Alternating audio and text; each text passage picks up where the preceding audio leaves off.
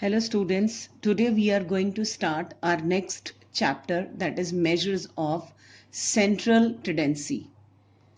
Measures of central tendency, we are going to measure average. Average means any single figure or value which is expressed in quantitative form or absolute number, and it represents the whole series or all the values of a series. Sometimes its value lies in the center of a series, some might not be, and it is calculated by using different methods. Kinds of statistical averages is mathematical average, which are calculated, and positional average, which you find out from the position of a particular number in the series, that is average. Mathematical average is arithmetic mean or mean, geometric mean, harmonic mean. And in positional averages, we have median and mode. In your syllabus, we are going to discuss arithmetic mean, then median, and then mode. These are the three central measures of central tendency which we are going to cover up under this chapter. So first is arithmetic mean or simple mean.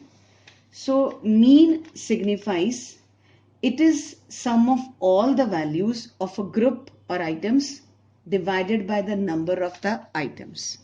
Like you find average marks, average height, average weight of a students of your class. Same way, average score of the series, average score of the batsman, average score of a particular over. So arithmetic mean is of two types, that is simple arithmetic mean and weighted arithmetic mean. This is the sign of the mean x bar. So there are three methods to calculate simple mean. First one is direct method, second is shortcut method, and third one is step deviation method. And there is only one method to calculate the weighted mean. Before I start with methods, three methods, one is direct, second is shortcut, and third is step deviation method, I will want to brief you different types of series which we are going to use for the calculation purpose, or for these three series, these method of calculations are used. So first is individual series, second is discrete series, and third one is a continuous series. I hope you are all aware of this when you have done in your mathematics in 10th standard, either in basic or standard. Statistic chapter is there. So individual series, when we involve all the participants or items in a series or in a particular calculation or in a data, right? In this series, we place the number according to the serial number, like alphabetically, like roll number of your class, marks are noted down alphabetically or according to the roll number wise. Then comes the discrete series. In this, there are two columns. One is the marks and second is the number of student. This series is made when the data is large and we divide the data according to the marks obtained or the score or the income or the profit, and number of students is known as the frequency of a particular marks or profit or income. Like 5 students in a class, 0 students in a class got 5 marks, 1 student in a class got 10 marks, 1 student got 15 marks, 2 students got 20 marks, and 25 marks is obtained by 1 student. So total number of persons in this, or number of students or persons or families, anything, that is known as summation frequency. Number of students is known as the frequency. Frequency the matlab how many times, how frequently this number has occurred in the series or the data. Individual series is individual number, like roll number 1, second person got this, third this, fourth this, fifth this. In discrete series, we have number. This have a regular interval. They can be at regular interval. They cannot be at regular interval. but they are the whole numbers which are broken, which are not in a continuous manner. But sometime when the series is large, we convert them into continuous series.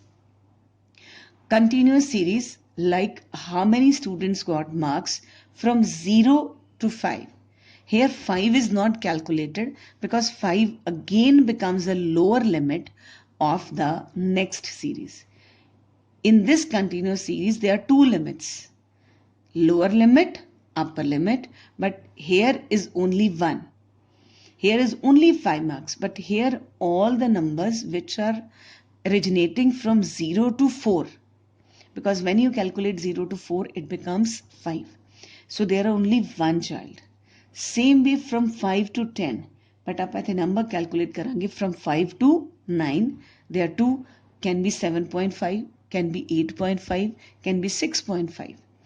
Then 10 to 15, 3, 15 to 20, 2, then 20 to 25, 2.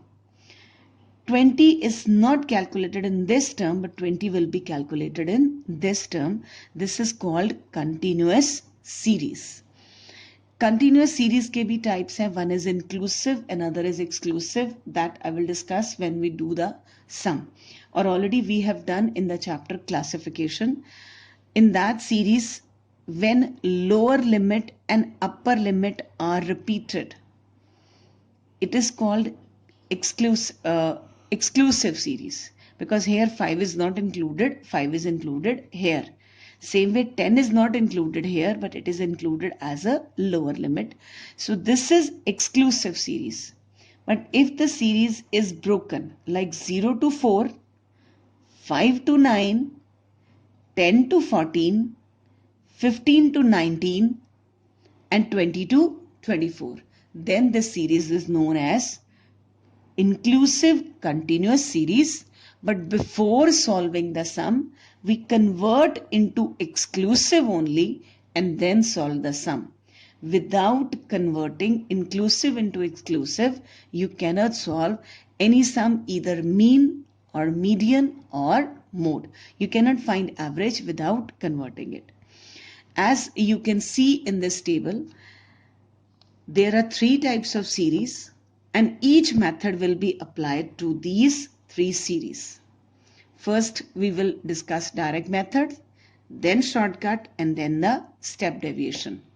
Basic difference among these 3 methods is कि direct method में we have direct calculations, shortcut में we assume a mean and we ease the calculation. Calculations वड्डियां होते, we use this method, and further shortcut the next step है, that is step deviation method. Step deviation is just a next step to shortcut method. That is why you can see a similarity in both the methods, right? In this, we will start with the direct method. Now you can see a sum, that is direct method. We have done a serial number which is there.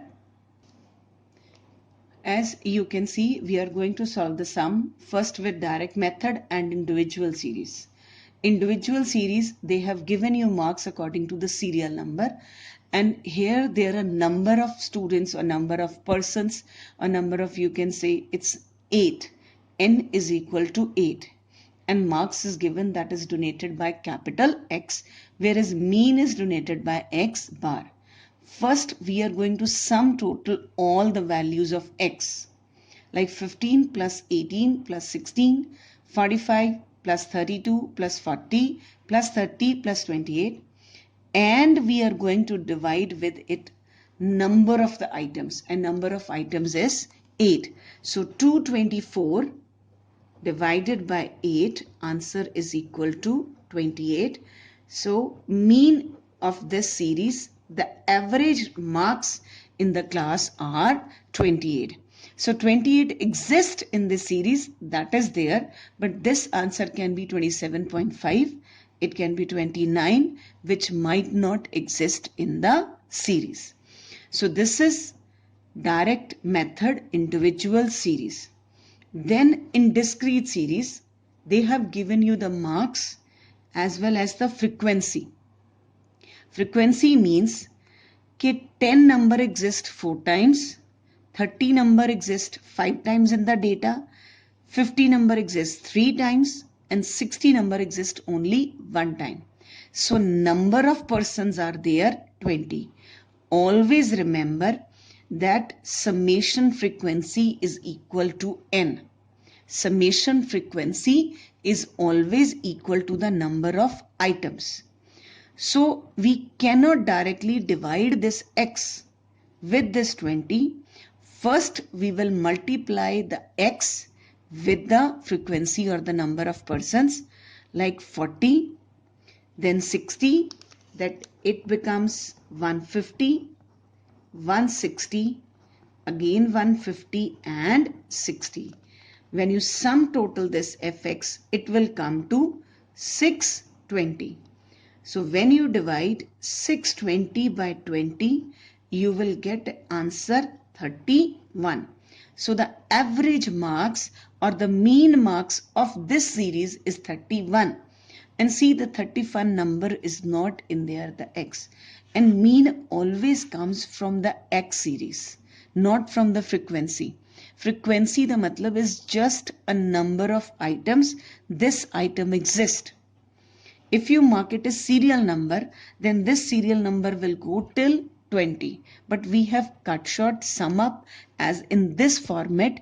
That is why individual series is converted into discrete series. The next series is continuous series, and we are going to use a direct method. For this, class intervals are given. When class intervals are given, it is known as continuous series. When disk divided or absolute number of x is given but with break and frequency, it is known as discrete series. So for this, first we will find lower midpoints. Formula for midpoint is lower limit plus upper limit divided by 2. Like 0 plus 4 divided by 2 is equal to 2. 4 plus 8 divided by 2 is 6. 8 plus 12 divided by 2 is 10. Division will always be by 10. Then 12 plus 16, it will come to 40. Because directly we cannot multiply these class interval with the frequency. So what we are going to do, class interval nu convert karange into midpoints. And now we will multiply frequency with the midpoints. 4 2s are 8, 6 8s are 48, 2 10s are 20, and this comes to 14. Now we will summation fm, that is summation of frequency multiplied by midpoints. It comes to 90, and summation f is equal to 15, and the formula for mean is equal to summation fm divided by summation f. So it is 90 divided by 15, so the mean is 6. See, the mean is 6. The average marks of class interval from 0 to 16, average marks is 6. So this is direct method for individual series. This is direct method for discrete series, and this is direct method for the continuous series. Discrete series, just add up the x divided by the number of terms. You will get the mean. In discrete series, multiply x with the f, divide by the summation of frequency. Divide by the summation of the frequency, you will get the average. Then in class interval, first step is always in mean is to find the midpoints. In class interval, if you don't find the midpoints, your sum will be wrong. So first find midpoint, multiply the midpoint with the frequency, column will be known as summation as FM. Then you will do the summation of this column FM and divide this with the summation frequency or number of the items, and you will get the mean. Along with this video, you will get an assignment and you're going to solve that assignment with this method only. I hope the formulas are clear to you.